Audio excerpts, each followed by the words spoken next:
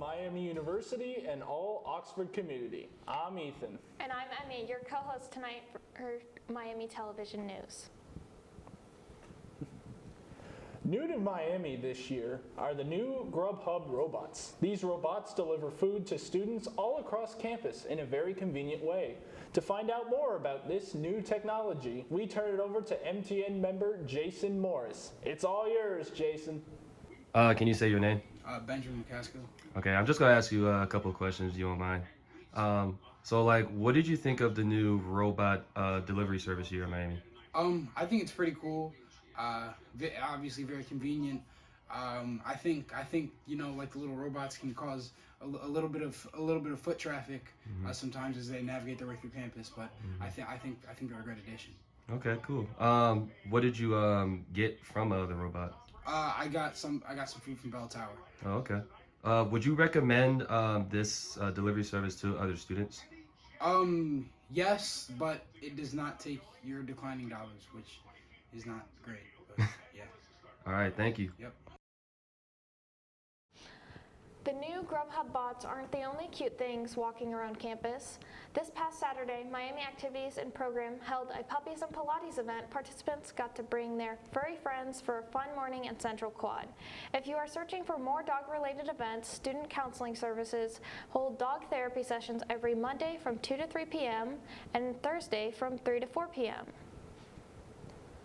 Stonebridge Hall, which opened in 2014, is getting a name change per an announcement from the Miami University. Out is Stonebridge Hall and in is Hodge Hall, named for former Miami University President David Hodge and former University Ambassador Valerie Hodge. The dedication of Hodge Hall will be on Friday, September 22nd at 2 p.m. Over the last year, AI usage has become an issue for universities across the country. With the emergence of ChatGPT and other software, professors and universities as a whole have been making sweeping changes to counter the power of AI. However, some professors recognize it beyond its use as a cheating tool. Kyle sat down with Dr. Ronald Becker to discuss the impact on AI in the classroom. Year, AI usage has become one of the biggest issues for universities across the country. This powerful tool, which can be used to write papers all on its own, has landed in the hands of every student on the country, and there seems to be no clear solution on how to prevent this tool from being used for cheating. We sat down with media, journalism, and film professor Dr. Ronald Becker to discuss the impact of AI on the classroom and how it can be effectively addressed and even used to promote learning. Yeah. Because of AI, I changed one of the key assignments in MJF 105. Instead of just having them write a paper, I discovered when ChatGPT came out that if I were a student and I entered some information, ChatGPT could all but write the paper for me. So I decided to change it by breaking the assignment up. I have them first do a sort of worksheet that asks them kind of to do the crux of the analysis that they used to have to do in the paper. And then I have them go to ChatGPT, enter in the information, and then see what ChatGPT gives them.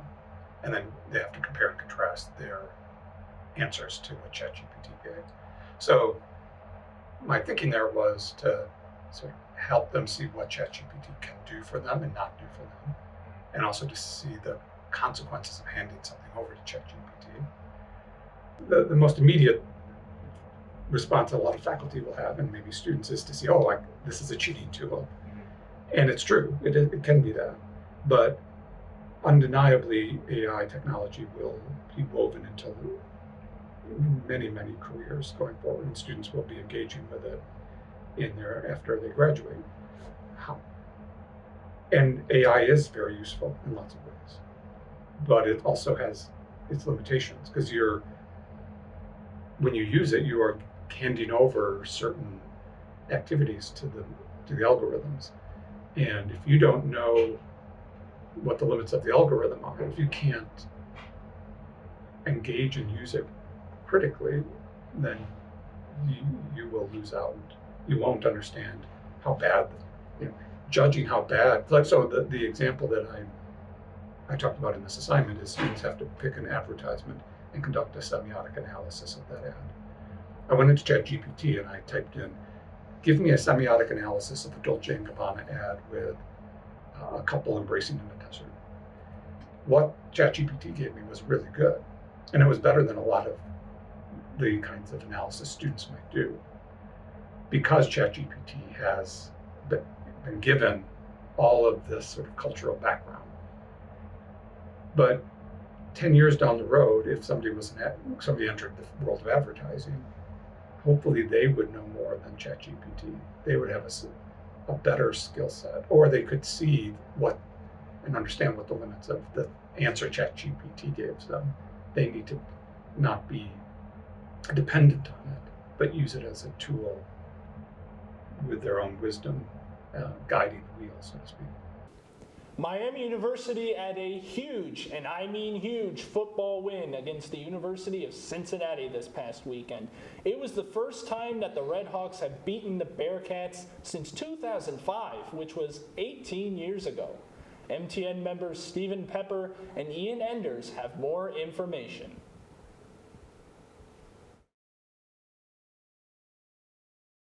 As for the first time since 2005, the Miami football team has stunned the University of Cincinnati in the 127th Battle for the Victory Bell with a 31-24 victory. That's right, Steven. In Saturday game, it was really a thriller, right? It was an overtime thriller. It was back and forth all night. And going into that matchup, the Redhawks were 14-point underdogs. Now, before Saturday, Cincinnati hadn't lost a game at Nippert Stadium since 2017. During their 16-game winning streak, the longest in rivalry history, the Bearcats beat the Redhawks by at least 2 touchdowns in 12 of those contests. But the night couldn't have gotten started any better for the Redhawks, as on the first play from scrimmage, Brett Gabbert connected with Gage Larvadane, who leads the NCAA in receiving yards, for a 79-yard touchdown. The Redhawk quarterback would finish with a solid night, completing 12 of his 20 passes for 237 yards, 3 touchdowns, and after that first play, it really felt like the Redhawks had a chance. The Bearcats would respond with a touchdown drive of their own to tie the game at 7, and following that drive, Gabbert would immediately throw an interception, but the defense would hold the Bearcats to 3 points in Miami territory, and that would be the story of the night. Yeah, Ian, the way the Bearcats offense marched down the field, you'd think they would have won by at least 20 points like previous matchups. Give credit to the Redhawks' red zone defense for only allowing 24 points on 8 Bearcat red zone trips. The Bearcats tallied 538 total yards, including 273 on the ground. Their ground attack ate up enough clock to give them a 13-minute time possession advantage. The Bearcats also recorded 30 first downs compared to the 16 of the Redhawks. The Bearcats converted nearly 50% of the third down plays, and even a fake punt on 4th down during their last drive of regulation. And on that last drive of regulation came the block heard around the world. That's right, the game was all knotted up at 24, and the Bearcats set themselves up for a 35-yard field goal attempt to win the game.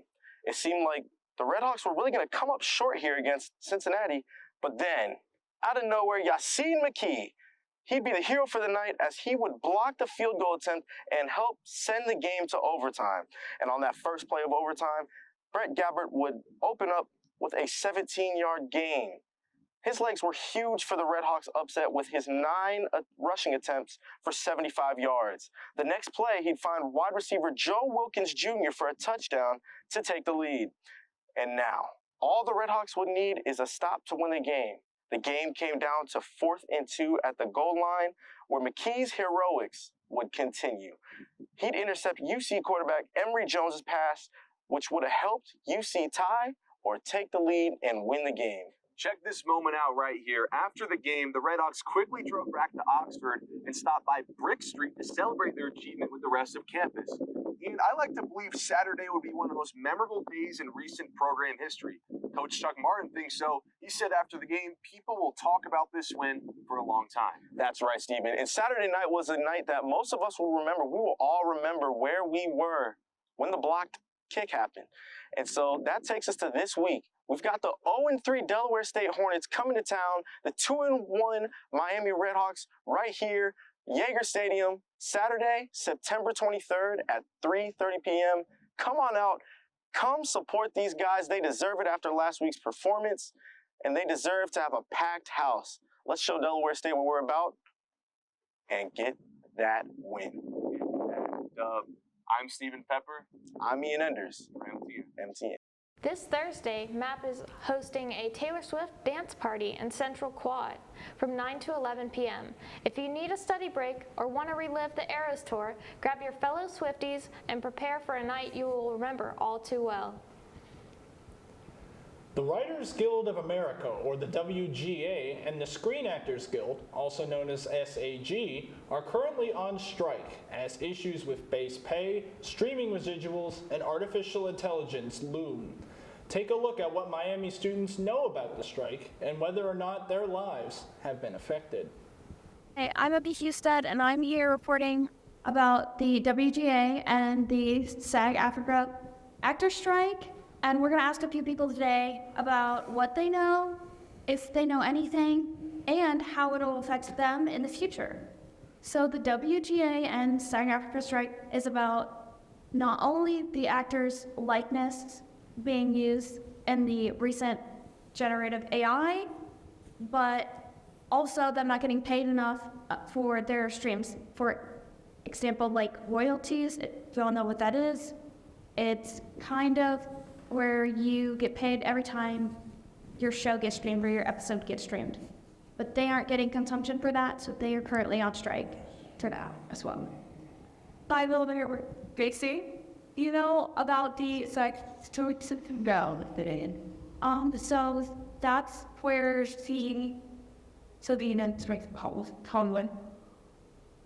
So this is where the actors are kind of striking against their likeness because of the AI generated, and then the people are also not getting consumption or compensation, I should say, for streaming, and stuff like that. So, have you ever seen that in the news? I mean, I've seen like the AI people like pretending to be like celebrities and stuff. Like, is that what you're talking about? No, but that is great. That's called deepfakes. But No, I'm talking about like when they're like using their voice. oh yeah, That's, I don't know. do you know what SITV? I don't. Can you tell me? So that is one of the groups on strike right now. They are worried not only about AI, but they're streaming and getting paid for their episodes being streamed, or their like just a character not taking enough. I think I remember Sean Dunn saying, "Oh yeah, I'm only getting paid like next to nothing, like 85 cents per." Oh wow. Yeah, It's for little schools on the pressure, like I think that's wild. I mean, I think that it's so important for actors to be fairly compensated. I mean, all artists, to be honest, needs to be compensated in perpetuity as long as their works are being used. So I would be for whatever's happening, especially with AI, to make sure that that does happen. and does that affect you in any way? I'm actually an ETBD major, so I guess I'm kind of on the artistic side as well as with the IP side of things with business and computer analytics. And so I would say that doesn't directly apply, but the concept does, which is like I, as a creative, as a coder, as a businesswoman, want to be compensated fairly for what I do and the work I put in. And I would hope, and I could see that working in a bunch of industries, especially when it comes to writers, artists, screenwriters, and all the above. How will the WGA and the SAG strike affect you? Well, since I'm planning to be a filmmaker and a screenwriter, I hear people are using AI to generate scripts for them, so that might make actual screenwriters obsolete. But on the other end of the spectrum, AI does have its limitations. I mean, I've definitely done it just to see like what it can generate, and it can definitely give you ideas and inspiration, but still, like, there are going to have to be people or writing the screenplay instead of just using like AI and all that. Do you know what WGA stands for? Yes, it stands for Writers Guild of America. And with the recent strikes, how do you think it's looking since the actors joined? It's been, I think the last time that both of them were on strike at the same time was in the 60s. So it's looking like they're going to hold on to that picket line pretty hard, I'd say.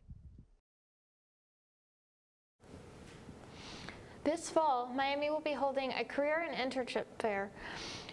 The Fall Career Fair and Internship Fair will be held September 27th, 1 to 5 p.m. The Diversity and Inclusion Networking event will be held September 27th from 6 to 8 p.m. The STEM Fair will be September 28th from 1 to 5 p.m. And the Sports Career and Exploration and Networking Expo will be October 4th from 2 to 4:30 p.m. Check out miamioh.edu/career fair for more information.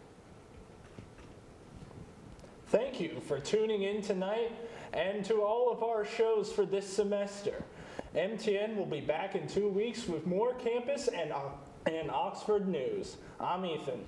And I'm Emmy. Don't forget to follow us on Instagram and TikTok at Miami MTN.